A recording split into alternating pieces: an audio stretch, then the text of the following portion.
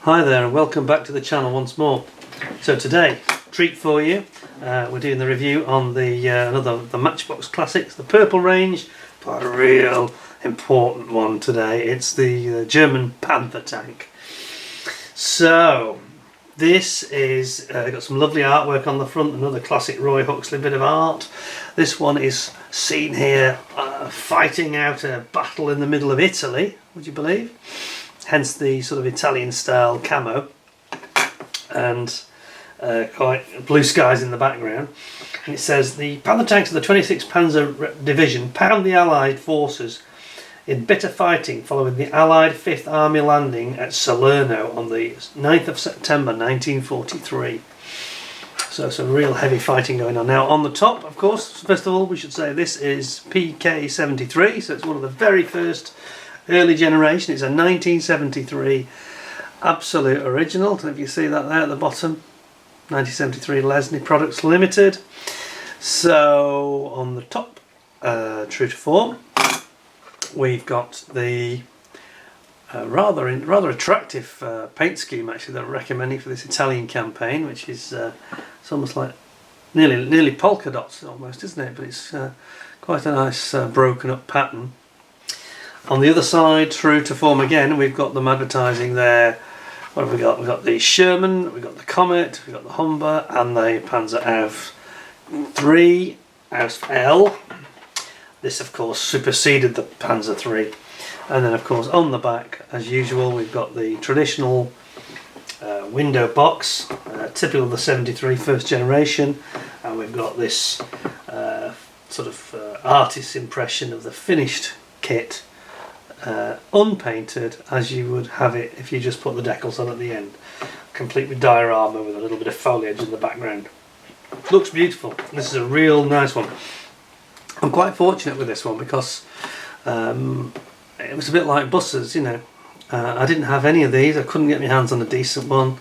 All the ones I looked at looked really crap, to be honest. And then this one came along, and then somebody had a slightly later 83 one that was shrink wrapped, so I've got two. That was mint, absolutely mint. But to be honest, this is mint as well. This is an original. So I thought I'd show you this because it's a bit nicer to have the original first release, proper box with the window in the back. Let's take a look. A little bit gentle with it, obviously, for those reasons. There we go.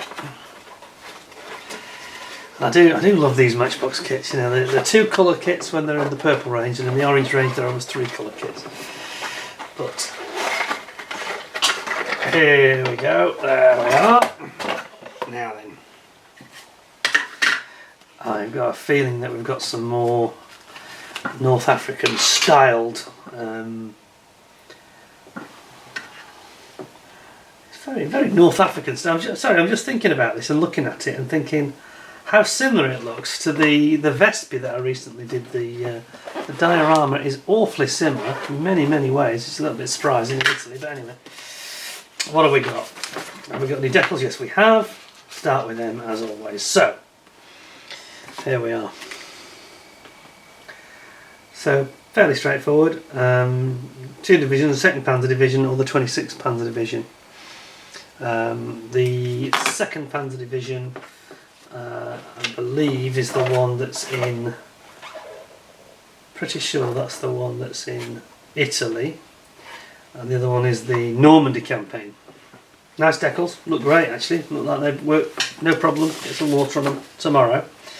Now there's something very unusual about this, very unusual. Look at this. So this is the purple range, and this is unique in my experience. It looks like the genuine article, but for some reason there's been an ink problem. They've printed it in blue. They're always purple normally, or just plain white. But I've never seen a blue one before, so this is maybe this is a unique one-off. Who knows? Very unusual. And it says between November 42 and February 45, 4,814 Panthers were built. Wow, that's a lot, isn't it? The Aus G appeared in 1943 and fought in southern Italy, the Russia, and in the Normandy campaign, where they were successful in engaging Allied tanks such as the Sherman. However, they were susceptible to rocket attacks from fighter bomber aircraft such as the Typhoon, and very significant losses were inflicted. This Matchbox kit features, amongst other noteworthy features, the mortise type joining of the hull plates to the chassis. Mortise style, okay. On the back we've got the decal callouts. So 308, yes, this is the Italian one, and the 2nd Panther Division, this is the one that's in Normandy, 126. And again, I can't get over this blue. Blue is cool. Something different. Just giving you your Humbrol enamel callouts here. Red, brown, medium green, overall sand, dark earth and or black. And you've got your Panzer Division markings here. We've got the small parts callouts for just the small parts like the machine gun and the rubber around the wheels, etc. And then don't forget your brown foliage there. So let's take a look at the instructions. Well, we've got another one of these that's a non-bathtub style. You've got a floor and sides and a back wall.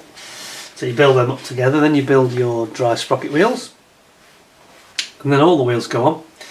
And rubber bands, which amusingly actually shows that's a bit of a mistake, isn't it? They've got shows the track on the other side, which you haven't even got to yet. Stage 3, stage 4. So anyway, then you put your tracks on, and then you've got your gun going onto the turret, which looks quite cool. Sorry, put out a shot then.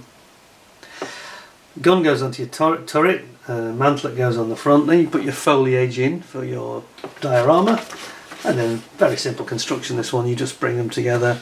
Turret goes down onto the top of the hull, which comes down, gets fixed to the chassis, and your exhausts and your spare tanks and stowage boxes goes on the back with your machine gun at the front. Very simple. I do like this blue. I thought that was really cute. Never seen that before. Right, let's have a look. What we got? So we've got some rubber band tracks, and these are a bit more substantial, to be fair. I'm not sure they're a little bit distorted, but yeah, that's kind of par for the course. But yeah, they're okay. They'll be all right. No problems there. Then we have, and this is what I was just talking about when I said it reminded me of the Vespi. We did the review on that. This earth is very like the Vespi. It's got the cracked, parched earth. Very, very similar. It's not actually identical, but it's very similar. Perhaps a little bit of a lack of imagination going on there. And then there are many and many wheels. So we've got all your road wheels, drive wheels, got drive sprockets here, and your idlers here, small ones at the back, and then yeah, lots and lots of them. Turn it round, you get a bit more detail. You can see the rivet detail, which is quite nice on those wheels. Looks cool, to be honest. What does it say on there? Yeah, 1974 it says on the actual moulding on the back. Very nice. Then we've got the floor with all the axles for the wheels to go onto, and you have to interleave them. That's quite challenging. You've got to make sure you're paying attention there. Then we've got the side plates, sort of hull sides, with your drive sprocket axles at the front, and same for the idlers at the back. Bit of foliage there, can't go wrong with a bit of a tree, can you? Look at that, it's almost like a Christmas tree. And then we've got the main meat of the model. We've got the top of the hull, which looks quite nice, to be honest. Looks alright. Certainly portrays the shape very well. And of course the Panther was a little bit unusual in as much as that it had the barrel clamp was on the front, so they would drive around with it clamped in position but pointing forwards, which is not that typical in World War II. Certainly not what the Allies did anyway. You've got the back of the chassis here with all its detail, and to go on there you've got your exhausts, 1, 2, 3, 4. I'm trying to think what the engine was. Was it a Daimler-Benz or a Maybach engine? I've got a feeling it was a Daimler-Benz, but anyway. We've got our turret here, and you've got your gun here.